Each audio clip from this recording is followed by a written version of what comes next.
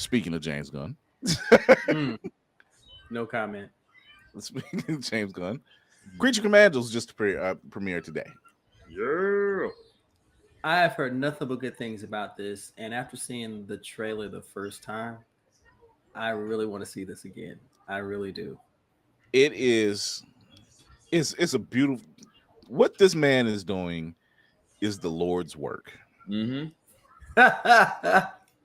See, I've watched a lot of James Gunn stuff prior to Guardians of the Galaxy, and he's always told like these quirky type of stories, and it works because Slither, to me, is one of my favorite horror / comedy films that he's involved with.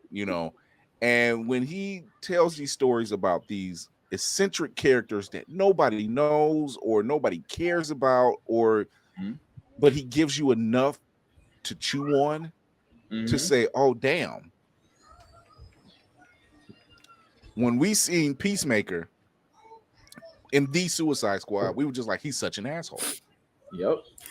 And then you watch the show and you're like, now I see why. I understand why he's an asshole. I finally sat and watched the show like 2 weeks ago, and I was like, all right, now I get it. Right. Ultra Humanite. He's willing to try it and really make you say, damn, this is good. This is really good. I didn't think that watching the Suicide Squad and then turn around and watching Peacemaker, the show, and then realizing that whole time, and when he takes Rick Flag out, he didn't really want to. Right. He was given an order to do so, and it was probably against his own life. Because guess who he's dealing with? Amanda Waller. Do something she don't ask you if you want to. Friends well.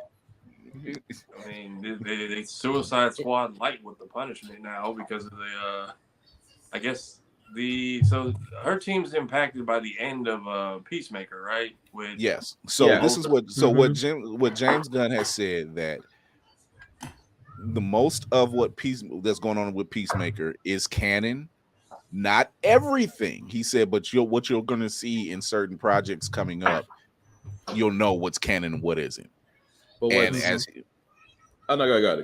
And what he's saying, like what he said in Creature Commandos, what Rick Flag Sr. says in Creature Commandos, there's a conversation between him and Amanda Waller, and she says something, and she was like, I didn't mean your son, that wasn't, what he did. He died a hero. And as she says it, I'm like, yeah, he died a hero, but it's your fault he died. You ain't telling that part, So, it was in stuff like that. And it's been 2 years since that's happened.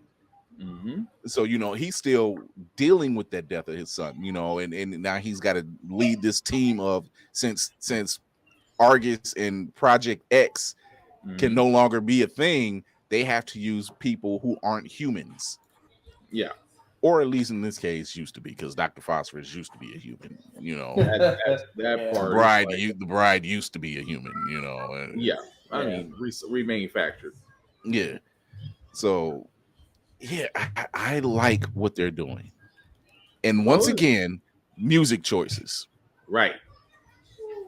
That part. It's like that German / European rock vibe, something. Where G.I. Robot had a flashback.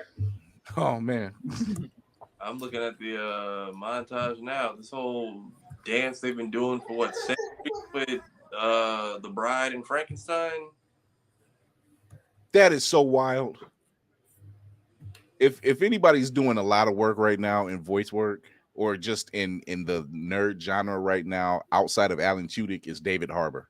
Because he's the voice of Frankenstein, or Frankenstein's monster, I should say. He's the voice, and then he's Red Guardian, Thunderbolts, and What If, so, or What If season 3, which is soon to come. So seeing that montage was wild. I'm just like, dude, she don't want you. But not after you I'm sorry, go ahead, Tafar. But not if you mangled her boyfriend and then showed him off like a decoration. But that was wild about it. I mean, like you said, that from beginning to end, it was great. Yeah. But they did, like I said, them actually covering Rick Flag's death and actually acknowledging what happened on Cass. I never pronounced that island's name, but them acknowledging it and then fast forwarding it to like bringing Senior back in where Junior's dead. I was like, that was very well done. But I agree, the musical choices. That's how you know it's a gun standard. Yeah, even with Weasel saying he's the only quarter Maltese, that's what he was. Quarter Maltese, the island. Mm-hmm. He's like Weasel is the only one that survived the mission on Quarter Maltese. And I'm like, by default. I mean, technically he was playing dead the entire time. Right? Like that part. He drowned, he lightweight drowned. They assumed he died. He just choked on some water and just laid there. Did anyone check to see if the Weasel could swim? No. Like, no. So did he maul the 10 children this time, or was that before he got locked up and sent to that island? Before. That was before. They tried to sit there and say, well, it was a rough time for him before the island. I'm like, okay, so he didn't maul any children on the island. Okay, cool. That's what I was like. How did they find him again? Or did they just see the chip was back active again? Oh, it was still active. It was still active.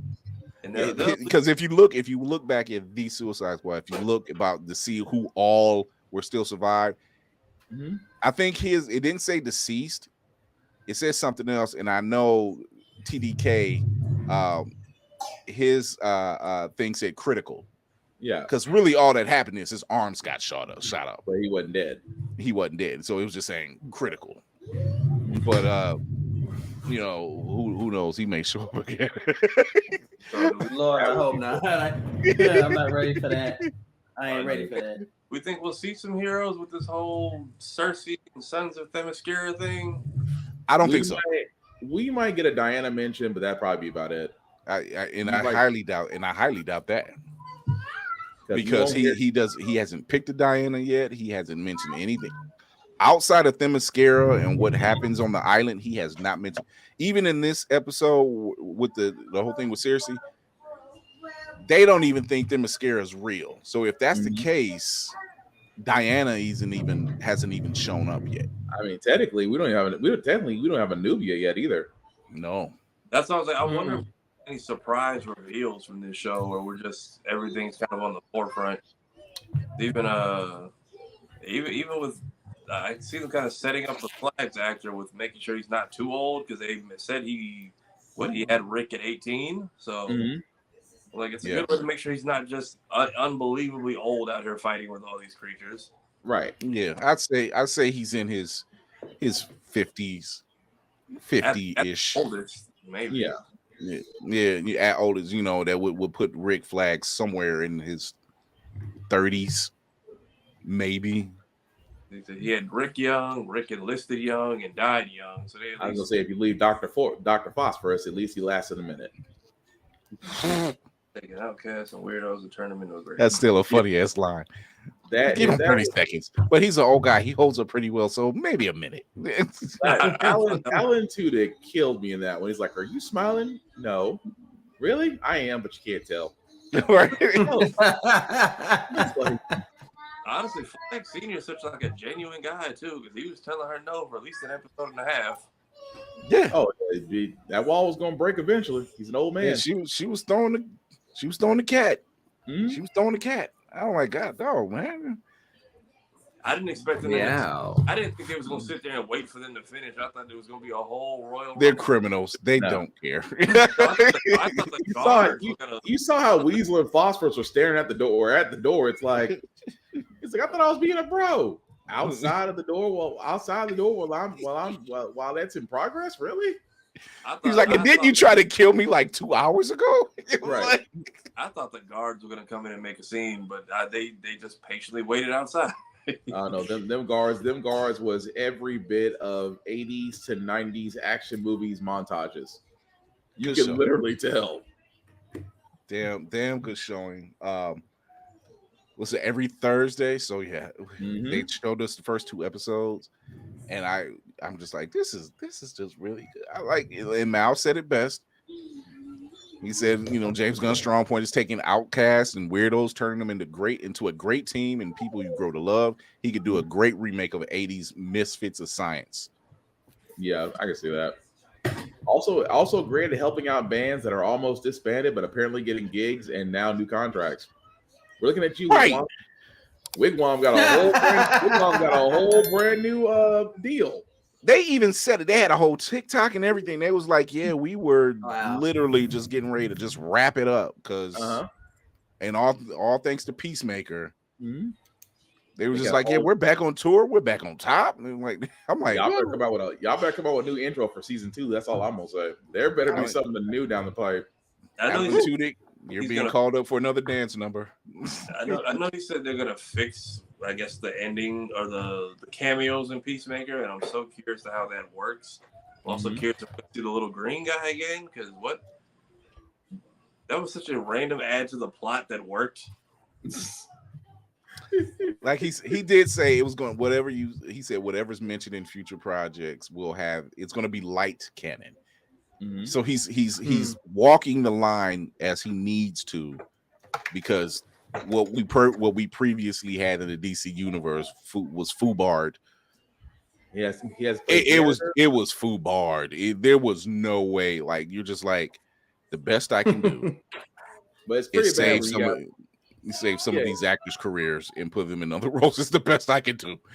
Yeah, but it's bad when you gotta play janitor / it's like you have to. It's almost like you're playing God from Bruce Almighty. You have to wipe the slate clean, and then you got a Morgan Freeman and the rest of it. Wow. It's the best way to put it. Like, I mean, can you really look at the previous DC universe and say that was good, that was good, that was good? Blue Beetle was amazing.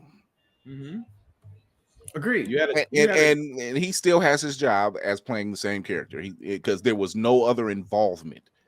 And that was the saving grace, really. The movie was fantastic, and then the fact that they didn't involve anything else or anyone else made it better.